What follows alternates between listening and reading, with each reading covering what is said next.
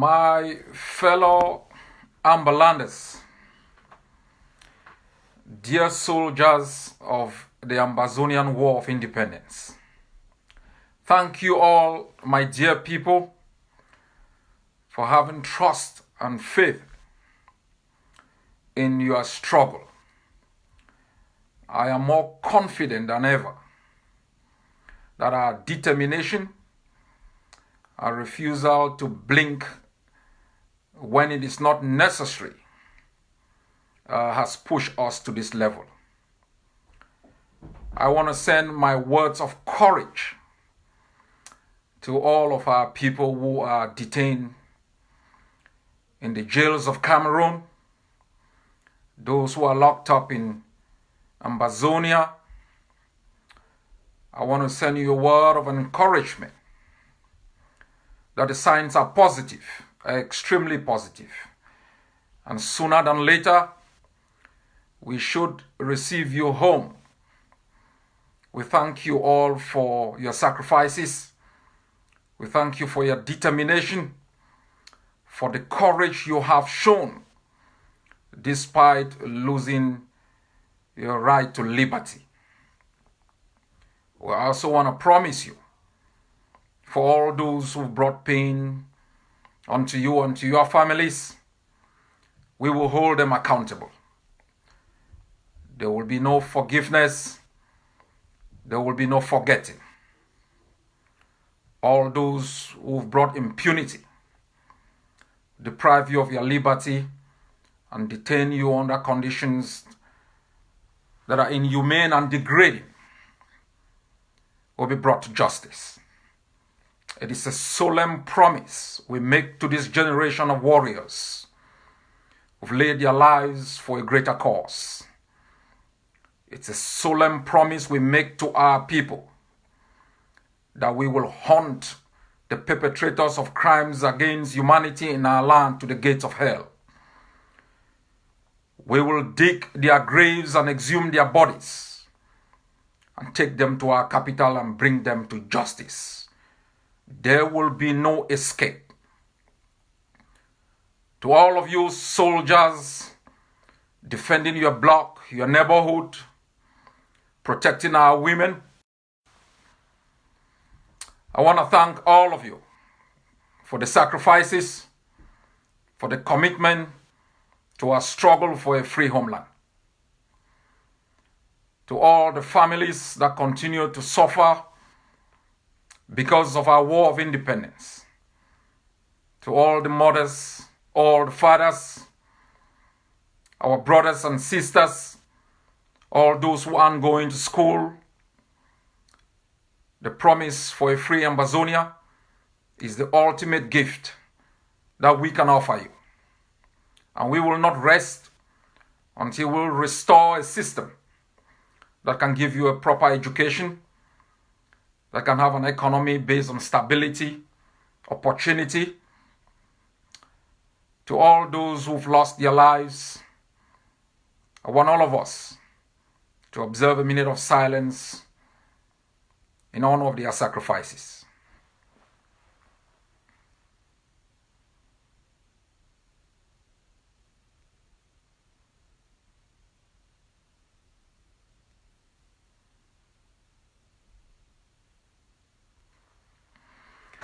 May the souls of all those who've gone before us rest in perfect peace. My fellow citizens, dear Ambazonians, we have come a long way. We've come a long way, and we are at the best time in our struggle. We've sacrificed. Our people have gone through a lot of pain. Our men and women have shown endurance. Others have paid the ultimate sacrifice for a free country. We have also demonstrated our maturity in the way we have conducted ourselves, in the way we have treated Cameroonians within our homeland, in the way we have projected our cause. In the last few years, we defined a strategy that was consistent with the nature of the regime, the way they react on peaceful protest. We defined an impeccable strategy that was designed to confront the evil within our homeland and to project our struggle, take it beyond the domestic jurisdiction of Cameroon, to draw the attention of the international system. We fought across the entire homeland to ensure that we could make Ambazonia ungovernable. Because we were clear from the beginning that the presence of Cameroon within our homeland is predicated on exploitation and extortion. And we had a responsibility to stop the exploitation of our resources, the deforestation of our hinterlands, and to make sure we preserve our natural resources for generations yet to come. This strategy was specifically designed to raise the cost of the occupation. And I can assure you, as I have said repeatedly, we have succeeded. We know Cameroon is bankrupt. We know they can't pay a civil servant. We know there is chaos within the Cameroon governmental structures. The signs are visible for every Ambazonian. The indicators are there for any analyst to come to the conclusion that it's just a matter of time before the system buckles and collapses. It is not by chance that we have reached at this level. It is based on a well-defined strategy. A strategy that was contextualized to respond to the typicalities of the regime in Yaoundé, to respond to the typicalities of our geographic location, hemmed in by two countries, none of which desires us to be free.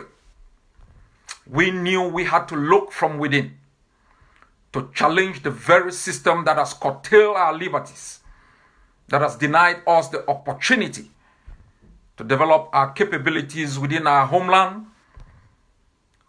and to aspire for certain things better. The ground action that we put in place was to be married by an international action, because the question of political recognition is not a domestic one. It's an international issue. To become a member of the international club like the United Nations or the African Union, you must project your cause beyond your own borders. You must make sure that the international system understands why you struggle. You must also conduct yourself with a high degree of integrity to be accepted. You must make sure you build a system that can protect international peace and security, that can allow international commerce unhampered, that can provide for its own people. You must demonstrate your depth of knowledge and understanding of the mechanics of the international system. We worked extremely very hard in what we term internationalization, because that was the first step to bring awareness on the streets of the international system, to educate the citizens of Western countries on the plight of our people, the justness of our cause, and the objectives of our struggle. We organized demonstrations across the globe because we knew once we win the support of the ordinary citizens, we will be able to influence policies to enable targeted diplomacy to take its course. Some thought we were mad, like they attacked us on self-defense. They called us warmongers. They said we weren't prepared. We didn't have Apache helicopters. Cameroun was too powerful to be challenged because our forebears died on the same spot on which the General Amigos, the General Ivos, the Efangs, the RKs, and the others have risen. That we were too weak to defeat an amalgamation of Cameroun and France and other international supporters. They misjudged us. They became political pundits for a decaying political order that we had studied, that we understood, and that we were definitely very sure that the strategies we have put in place were going to work meticulously, and that we were going to achieve the short-term, medium, and long-term results, and that this strategy on the ground was in sync with the strategy of internationalization that brought awareness to the international system about our struggle to educate its citizenry, to educate its people, and to expose the banality of evil and the conspiracy of the international system against our people. We needed to do this if the strategy of targeted diplomacy was to work. We were attacked and termed flight by flight. We were cursed. We knew exactly where we were coming from. We took our time to understand the domestic politics of the countries that we were campaigning within. We knew exactly where we were headed to. Though our primary objective was not to ask them to recognize our state as independent, we knew once we educate them enough to understand the importance, the foreign policy advantage of an independent Ambazonia as against a decaying and decadent political system that is unsustainable called Cameroun, we will have a shot, because the nature of the international system is such that it works on the premise of benefit. Fellow citizens, we knew exactly what we were doing at each stage of our strategy. Orders came in. They attacked first the relevance of that strategy. They attacked its strategic and tactical objective. They tried to undermine the visionaries, the actors who were well schooled in these strategies, in order to destroy their credibility and to take it over. Once they got into self-defense, it became extremely very difficult for us to maintain the kind of discipline that we had anticipated on the ground. Because a disciplined self-defense is one that projects authority on the ground, that assures our citizens, protects them from kidnappers, protects them from extortionists, and ultimately protects them from the brutality of Cameroun. A disciplined self-defense sends a chilling message to the occupier that these are people ready. These are people disciplined enough to understand what they are fighting for. It also sends a message to the international system that once given independence, these people will be able to protect their territorial integrity, ensure political stability, a necessary precondition for economic development. Those who came into self-defense tried by all means to take it over. They created chaos. They created doubt in the minds of the international system. They attacked the very foundation upon which our strategic orientation of the block by block was designed. It translated into the death of our people. It translated into camps being attacked. It translated into murders, kidnapping for ransom. It challenged the very doctrine that underpinned our strategy of self-defense. The consequences have been far-reaching on the security of our people. The consequences have been far-reaching on the projection of discipline and stability that is necessary for recognition at the international system. We still maintain our calm and our posture. We were convinced that because revolutions are difficult, revolutions are extensive, that education will get our people to be in sync with our strategy. That enough education will get our people to understand why we designed the strategies in the first place. We built the collaborative force called the contender force, designed to make sure we can protect our periphery, build an assault force, support different defense groups, bring back confidence in the fighting men and women on the ground, and to give confidence to the international system that we are ready as a people, as a nation, to take over our country and become the next governors. We worked also within the realm of the international system. We traveled across the globe to educate our people, to build communities that were loyal to the state, communities that were loyal to the flag, communities that were loyal to the anthem. We built communities that were loyal to every leader, that were open to receive every leader of our war of independence, that were open to support best practices, project cohesiveness, project a semblance of a collaborative system that knew exactly what they were doing.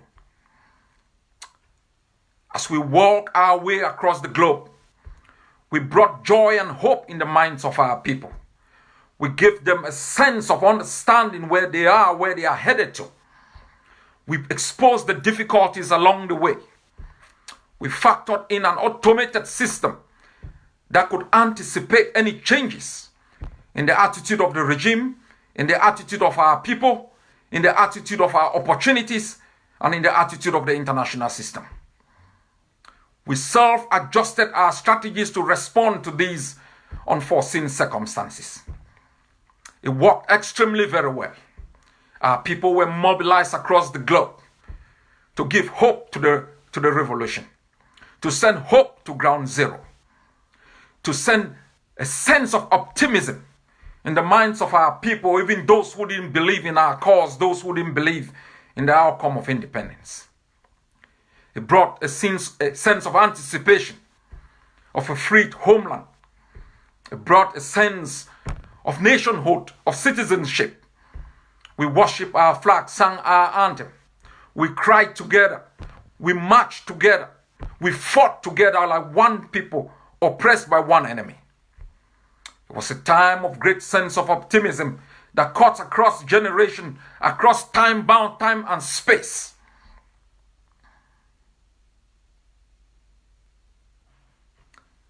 Same set of persons came in. They attacked us, attacked the ingenuity of our activism, questioned our integrity, divided those communities, created groups that were loyal to them rather than to the flag and to the state, attacked others. They divided every community across the globe to be loyal to them, to worship them. It changed the focus of our people. It changed the sense of purpose, determination, and direction. that has defined the different strategies from the ground and the international system. We still, like we did in self-defense, kept our calm, because any injection of chaos in our revolution will make sure we lose.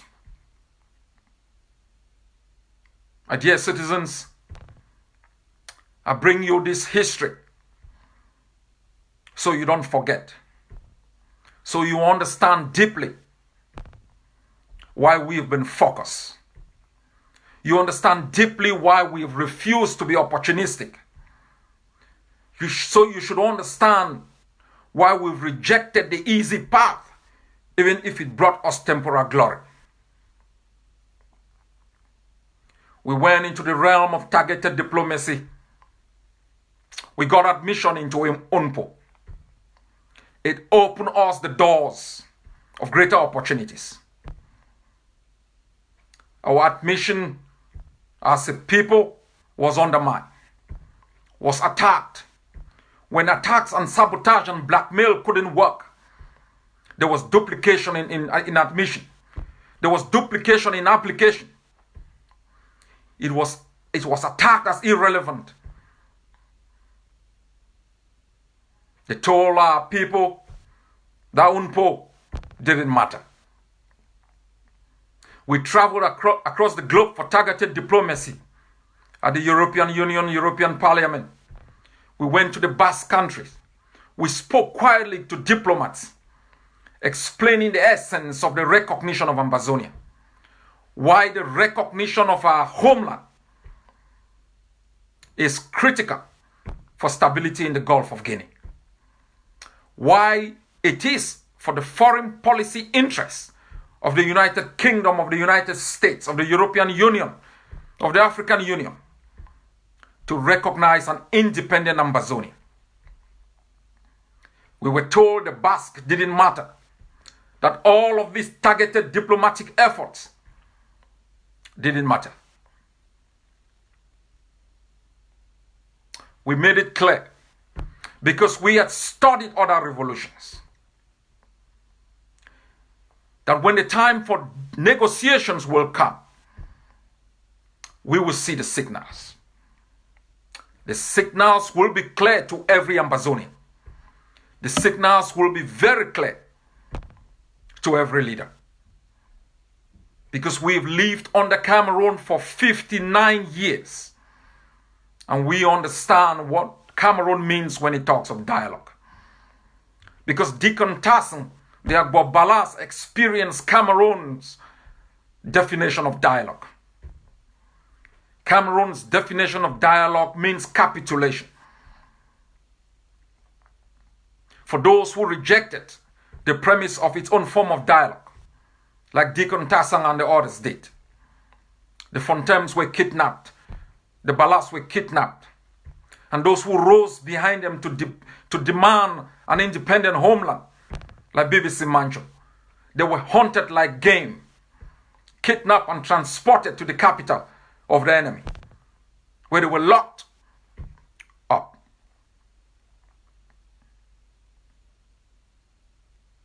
Fellow Ambazonians,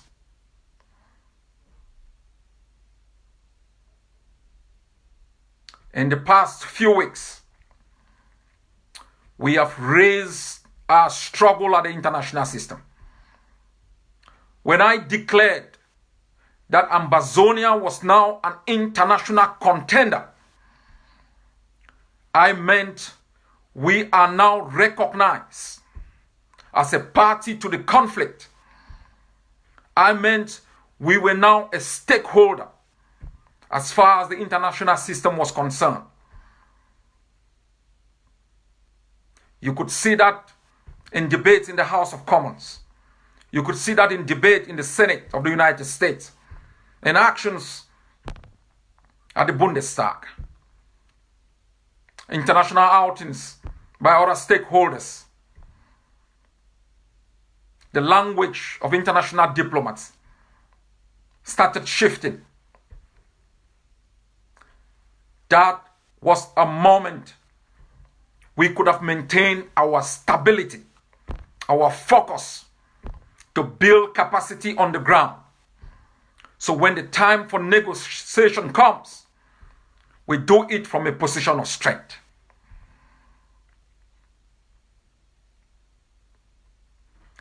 In the past few weeks again, we've gotten overtures within the European system. All leaders have participated in capacity building in Brussels. As late as last year, we were informed that there were overtures from the Swiss government. As late as 2018, we were informed that there were overtures from the Swiss government. We were aware, but we knew, because of the strategic importance of Switzerland to Cameroon, it would be foolhardy to embrace such overtures without interrogation.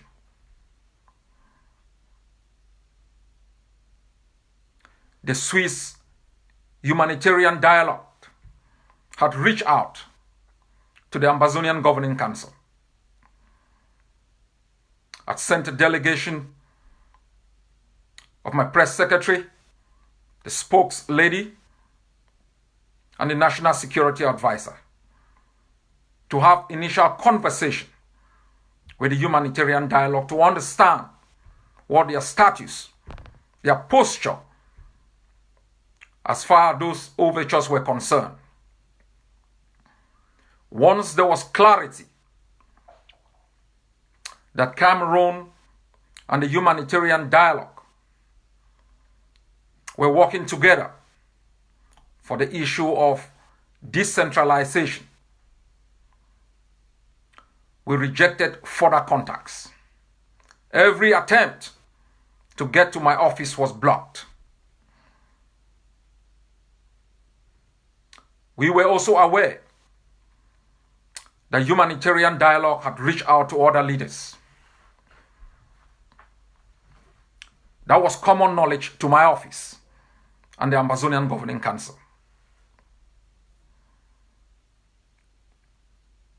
But we had made it extremely very clear that because we understand what it takes to enter into any form of negotiation, we needed to be prepared. We needed to do our homework, to educate our people, to build our capacity on the ground so that we can, when the time comes, negotiate from a position of strength.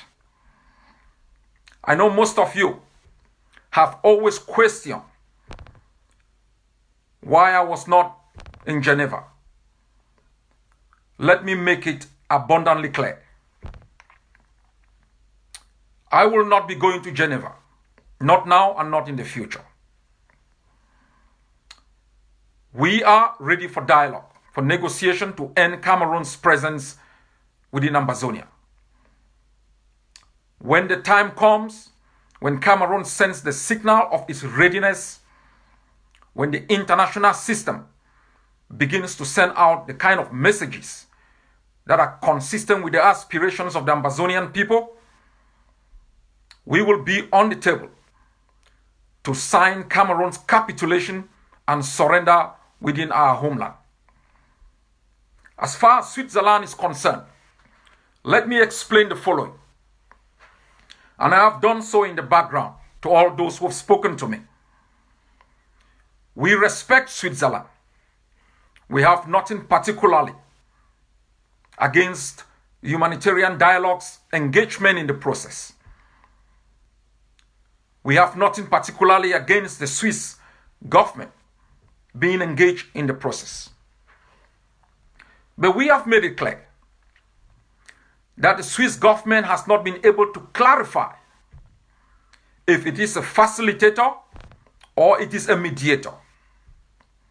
They have been unable to clarify if they are ready to accept independence as an outcome of any negotiated settlement. What has been happening in Switzerland has not been negotiations, has been capacity building. Ambazonians must understand carefully, we are not yet in the phase of negotiation. Ambazonia is not ready for negotiation. Before we get into negotiation, we must have a guarantor, a state guarantor that backs Ambazonia. I did say in my last outing that we have submitted an application for that, and the signs are positive. We cannot have any discussion on Ambazonian independence in Geneva. Geneva is too close to Yaoundé. It is too close to Cameroun. We will need a neutral venue where we can assure our population that that particular stakeholder is independent, neutral, and impartial. We are not against Cameroun getting Switzerland as a facilitator, as long as Cameroun is going to accept another independent country as a guarantor for Ambazonia. We will be ready to accept Switzerland as a guarantor for Cameroun. We will also accept Switzerland as a mediator working together with another country that has a track record in terms of negotiations of this magnitude and is able to guarantee alongside the international system that they were going to implement the outcome of any negotiated settlement. My fellow Ambazonians, you must be reminded that we were called upon on the 11th of February 1961 to vote for our independence, to either integrate into Nigeria or to join Cameroon in a federation. A few months after that vote, the United Nations passed a resolution calling on the parties to organize a post-plebiscite conference to ensure that the aspiration expressed by our people were going to be turned into law. They were going to be implemented. The United Nations, the United Kingdom, France, and Cameroon withdrew from this process and allowed Cameroon to occupy our homeland. We will not repeat a process without having clarity that the same United Nations that is supporting the Swiss initiative, the same United States and other European Union and others are ready to come forward and assure the Ambazonian people that in case of an outcome of a negotiated settlement, they will be able to implement that particular outcome. They will not abdicate their responsibility as they did in 1961, allowing Cameroon to occupy our homeland and treat us with impunity. We will not be rushed into any false hope. We have bled for 59 years to have a country of our own. Cameroon is an occupying state, violating international law. It did not negotiate its way into Ambazonia. I don't understand why it wants to negotiate its way out of Ambazonia. As far as we are also concerned, Cameroon has not indicated its readiness to even engage in the process. As far as we are concerned, the Swiss government, including the United States, the European Union, are unable up till now to identify properly the conflict parties. Until they identify the conflict parties, they are not ready to be facilitators and impartial mediators. We are Ambazonians, not a geographic region of Cameroon. We are a people defined and accepted as such under international law. We are not asking for political recognition. We are not asking for the recognition of our state. We are asking for the recognition of the premise of international law that defines us as a people. And we call ourselves Ambazonians. We are not a geographic region of Cameroon. Good faith requires the international system to show the first positive step in appropriately recognizing the conflict parties, Cameroun and Ambazonia. We are happy with the change in appellation by humanitarian dialogue that describe us first as a geographic region and then as Southern Cameroons. But we are Ambazonians. My fellow people, I know some of you think I am intransigent. Some of you think it has to be my way. No, I am not intransigent. When you deal with a system like Cameroon that has served us blood, that has milked our economy, that has battered our people, that has shown so much bad faith even in electoral processes, you must take a firm stance. If you've gone through the tunnel of darkness dealing with Cameroon being unable to implement simple decisions that it has made, including the University of Boya, the GCE board, if Cameroon is unable to implement these things in good faith, if you are dealing with an international system that abdicated its responsibility in 1961, if you are dealing with an international system that is unable at this critical phase of our struggle to recognize appropriately the conflict parties, then there is something wrong. That is not intransigence. That is being firm. I know some said I should have been to Switzerland. No. Leaders don't negotiate at the initial stages.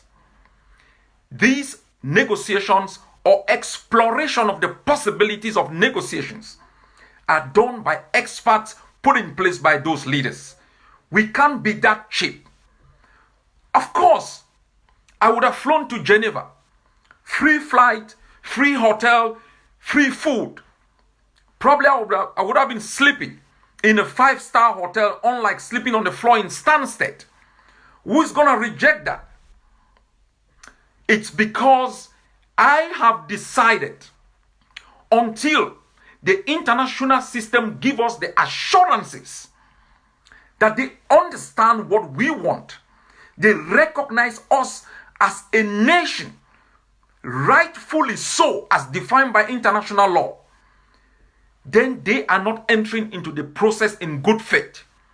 Then we will see that their primary objective is to solve the humanitarian issues while negating the root causes that have engendered the humanitarian crisis.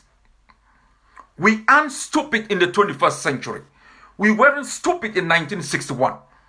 We haven't fought this hard, bloody hard, to be lied to. All those who want to fly to Geneva, it's up to them. And I am not going to be taking part in this party. This is goddamn so serious that we must get it right. For me, it is not experimentation. We must see the positive steps being taken by these systems. Let me also explain another scenario. Why not Geneva? I know I have explained the closeness of Geneva to Yaoundé. Perception matters when it comes to issues of negotiation. It matters a lot. Negotiations are tough businesses. You must get it right in terms of venue. Where negotiations takes place sends a powerful message whether you win or you lose.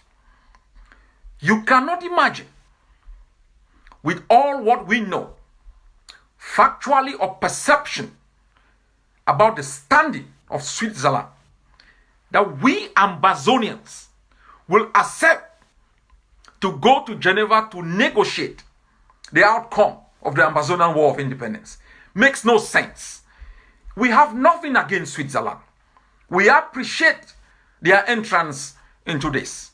We recognize the effort HD has done in other conflicts. We recognize, the steps that sometimes Switzerland has been taking in the past few days to throw out the tyrant. We recognize these steps. These are positive moves. These are positive steps. But let us have this imagination. For us to have a negotiated settlement that will be accepted by the Ambazonian people, we must kill perception. For us to have a sustainable process, we must move with the Ambazonian people. We must move with them. And so we must give them the confidence that the choice of the venue is going to be for their interests. Let's take this case scenario. That during the negotiations, Ambazonia becomes intransigent. Just imagine we become intransigent. And HD or the Swiss government comes out and says Ambazonia is intransigent. What do you think spoilers will say? They would say, we knew it. We knew after all Switzerland was too close to Cameroun. We knew they were going to take the side of Cameroun. Nobody is going to look at the substantive reasons why probably Switzerland is saying we are intransigent. Possibly we may be intransigent. But imagine the negotiations were taking place in Scotland with a history of fighting for external self-determination within the United Kingdom. And Scottish mediators come out and say Ambazonia is intransigent. Our people will sit back and say maybe they're right. Because they know these people too have been going down this path for external self-determination. So we must get it right, my people. I'm not gonna move my position. They're gonna move to us. For 59 years we've moved to them. We've begged. We've pleaded. We've went down on our knees. I have also told the international system, we can defeat Cameroon outrightly in the battlefield and single-handedly set the terms of the termination of the conflict. We have the ability to defeat Cameroon. They know Cameroon is collapsing. All this talk about dialogue and negotiation is to save Cameroon, it's not to give Ambazonia independence. If it was about to give Ambazonia independence, they will begin by recognizing you as a people. It is to save Cameroon. Open your eyes, my people. I may not be around for too long. I know all the conspiracies to take me down. But as I wrote on my timeline today, I won't betray the struggle. I won't betray a comrade. I will be loyal to the aspirations of our people for an independent state. And as long as I breathe this air, my position will be a reflection of our historical misguided opportunities, the nature of Cameroon's regime, and our ability to discern what is right and what is wrong.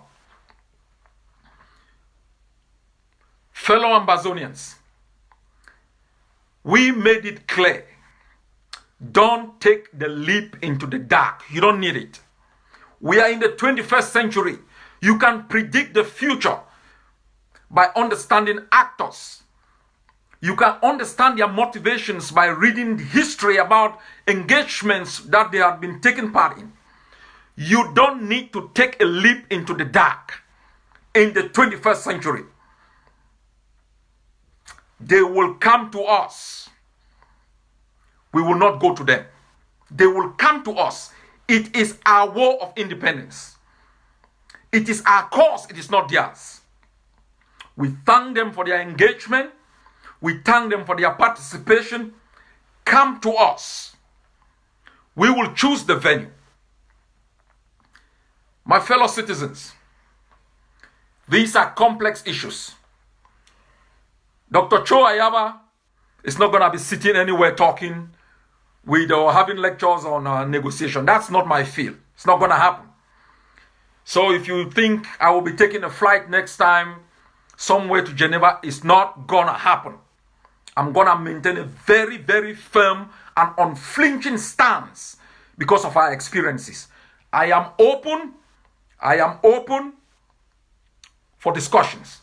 I have been having background discussions with the leaders of ARC. I've been having background discussions with other leaders for us to set up our expert-led team. Our expert-led team. We will also set the defense group. They will have a say. That means it will be a triangulation.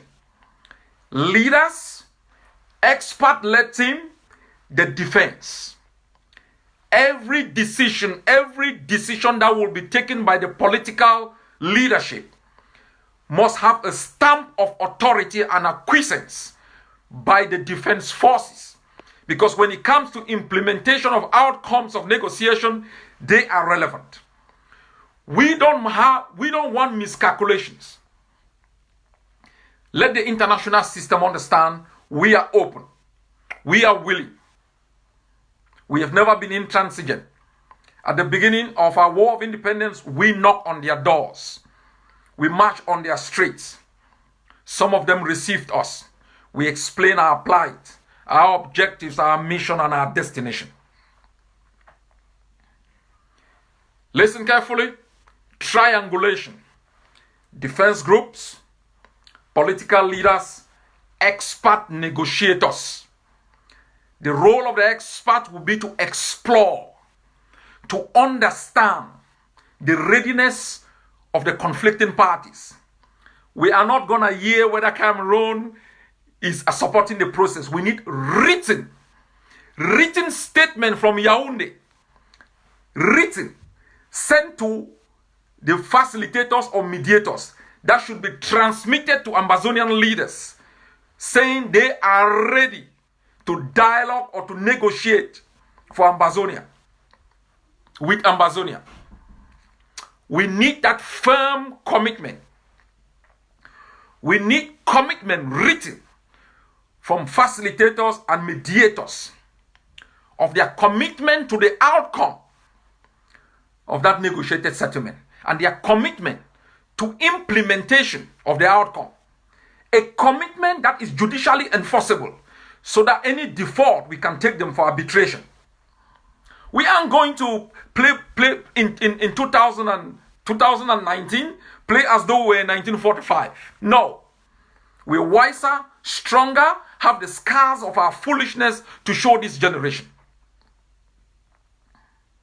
We will do it together. We will do it judiciously. We will not show weakness. We aren't begging. We've got nothing more to lose. We lost our boys, lost our educational system. We've got nothing more to lose. Our streets are flowing with the blood of our patriots. We lost our homeland to a decadent, outdated political system that has nothing to show for. So we have to be firm, my people. I understand. You think firmness is intransigence. No, firmness is not intransigence. It is getting it right. It is getting it right. My fellow Ambazonians, for us to be free, for us to be truly independent, we must have the capacity and the capability to defend that independence. Don't forget, we have been independent. We didn't have the means to defend that independence because the occupier routed our own police forces, destroyed our own defense systems.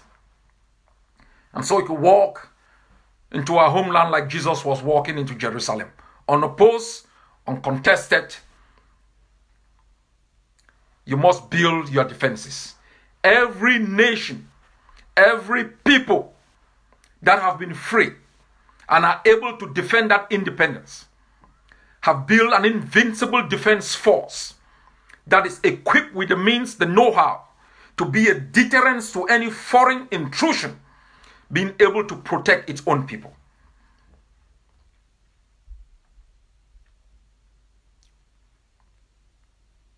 We have gotten it right all the way, from defense to internationalization to quiet, targeted diplomacy that is manifesting itself today in overtures of negotiation.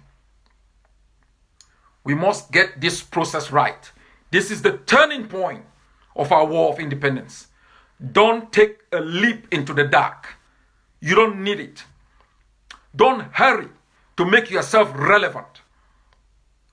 Every day we spend less time sleeping, treating the wounded on the ground, fighting and bleeding on our streets. You can't talk for us.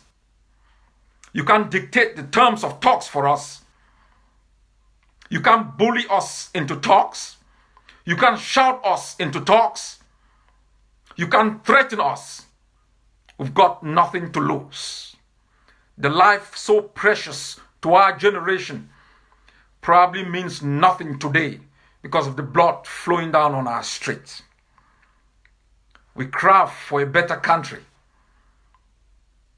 for the next warriors, and we must build it on a foundation as firm as possible, so no one, no opportunist, no experimentalist will ever mess with our liberty. Right to survive in the land of our birth, to build a system consistent with our values, to project authority, to transform our economic space into that of opportunities for our people, and to serve other causes beyond our shores. We, this generation, are a torchlight to peoples across the world. We are the original.